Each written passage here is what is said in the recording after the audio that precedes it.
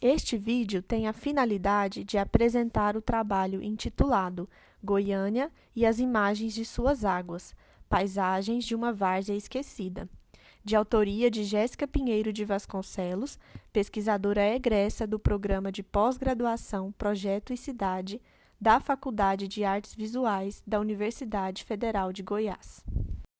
Até a década de 1930, a capital do estado de Goiás era a cidade de Vila Boa. Fundada em 1736, oriunda da extração do ouro neste estado, esta cidade entrou em decadência econômica com o fim das reservas auríferas locais, sendo considerada incapaz de atender às expectativas de um novo ciclo econômico.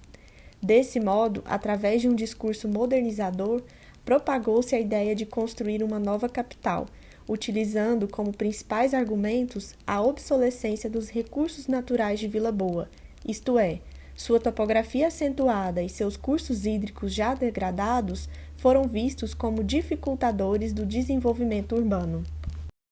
Diante disso, a localização de uma nova capital deveria atender os seguintes requisitos: abundância de água, bom clima e topografia adequada.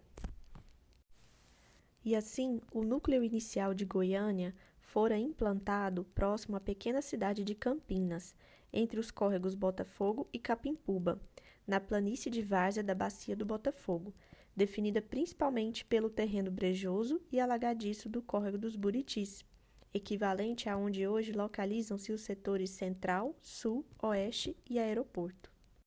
Goiânia nasce, então, na várzea do córrego dos Buritis, e este, por ter a função de recolher e aglomerar as águas da Bacia do Botafogo, se comportava como um alagadiço no período das chuvas e um pequeno filete d'água no período da seca. Assim, fora tratado como um canal de drenagem urbana já no primeiro plano urbano desenvolvido para Goiânia por Atílio Correia Lima, em 1933. Atualmente, este pequeno veio encontra-se completamente canalizado abaixo da superfície da cidade, tendo como único resquício de seu trajeto o Bosque dos Buritis, um parque urbano já muito degradado e reduzido. Os demais córregos citados, Botafogo e Capimpuba, que no passado possuíam uma densa vegetação de galeria, hoje se encontram canalizados e com suas margens desmatadas e indevidamente ocupadas. Assim, as condições varzianas desta cidade, que ilustraram o cotidiano de seus moradores pioneiros,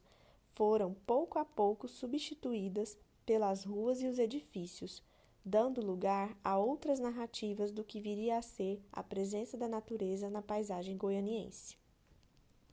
Por um lado, a invisibilidade dada a estes cursos d'água os reduziram à existência dos parques urbanos, como o Lago das Rosas, o Parque Botafogo e o já mencionado Bosque dos Buritis. O conjunto vegetativo neles presentes são fragmentos de um corpo hídrico apagado e tamponado, e objeto de serventia para discursos políticos, panfletos de edifícios de alto padrão e manchetes de notícias. De modo geral, no interior dos parques urbanos de Goiânia, a presença da água passou a ser ligada à imagem da água represada, controlada e formatada dos lagos ornamentais, uma água que ninguém sabe de onde vem e para onde vai, pois a ela não se relacionam os nomes destes córregos, suas nascentes, seus afluentes, os regimes de suas águas e a trama capilar de sua bacia. As águas urbanas, em churros e drenagens, são levadas por sarjetas e galerias subterrâneas, e estas, quando saturadas, transbordam inundando as ruas e os edifícios, de onde, na bacia hidrográfica, naturalmente funciona uma várzea.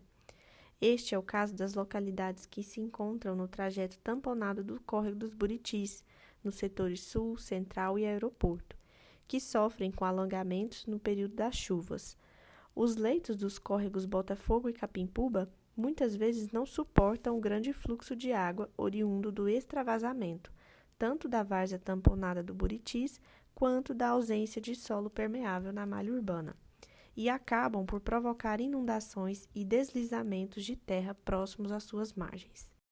Desse modo, para além da situação de invisibilidade na paisagem urbana e de apagamento de suas identidades, os cursos d'água da Bacia do Botafogo passaram a ser vistos e vivenciados a partir das situações controversas nas quais se encontram na cidade. Situações estas ditadas por fatores históricos, culturais, políticos e projetuais. As imagens desta realidade se confrontam com aquelas produzidas pela memória e afeição daqueles que conviveram ou buscam conviver com estas águas de outras formas, formando assim um imaginário acerca delas. Acredita-se que um caminho possível para a solução da problemática que envolve não somente os cursos d'água das várzeas de Goiânia, como também de outras cidades brasileiras, seja, antes de partir para uma abordagem tecnocrática do planejamento urbano ambiental, adotar uma abordagem subjetiva, que contemple o entendimento acerca do imaginário urbano que alimenta as relações cotidianas para com a natureza presente na cidade, fazendo com que as imagens das águas e suas paisagens de determinado contexto urbano tenham um papel fundamental na ressignificação e no reconhecimento da participação da água enquanto protagonista nos processos e fenômenos formadores do meio urbano.